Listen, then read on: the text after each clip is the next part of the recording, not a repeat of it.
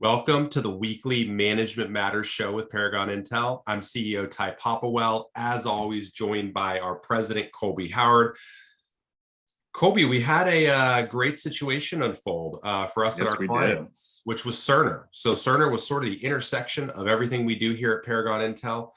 We had published a report in our Management Track research last week on CERN. New CEO David Feinberg. We came out positive on the situation and on David.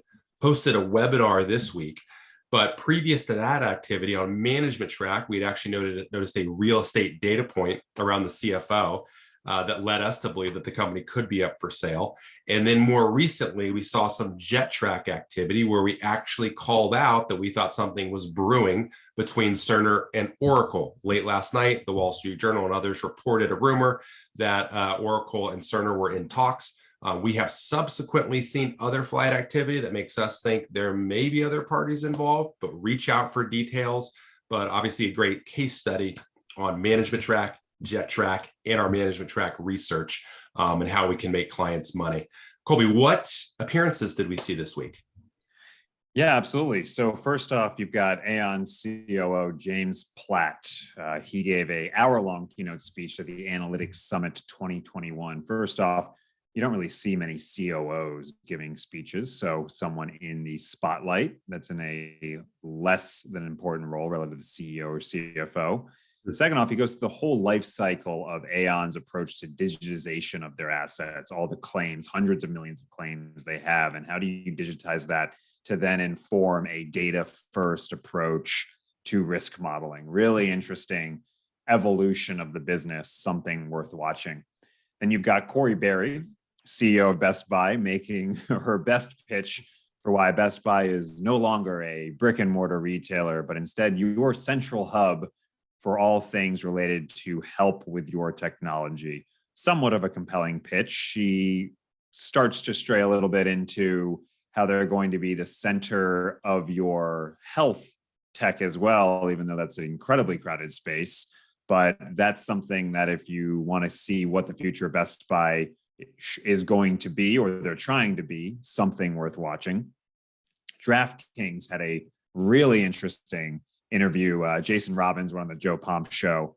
He talked about churn. He talked about LTV metrics, competing with other platforms. Obviously, it's different than a casino. You are online and anyone can choose, kind of like Uber versus Lyft, different platforms to bet with on any given day.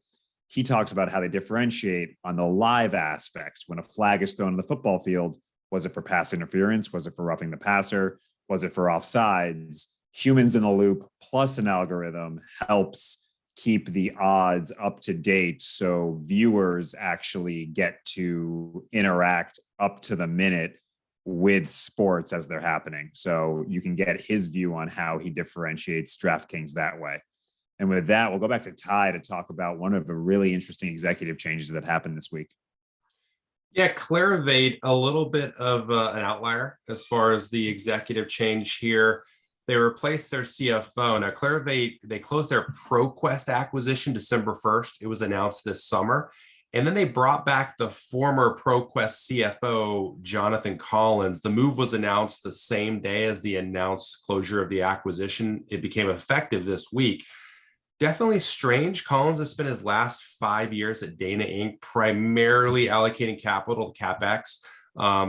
Clarivate has been sort of a roll-up strategy. Most of their capital has gone towards acquisitions.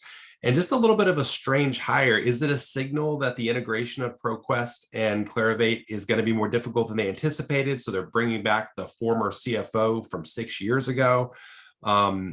Is this a shift in capital allocation where maybe they're not going to be allocating as much capital to acquisitions and maybe going to go more CapEx and maybe share buybacks?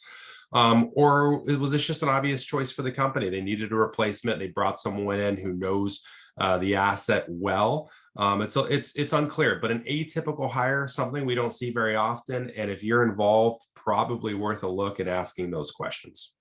And with that, thank you for joining us. This will be, I think, our final Management Matters show of the year. We hope everyone has a safe and fantastic holidays, and we'll see you in 2022. Thanks, guys.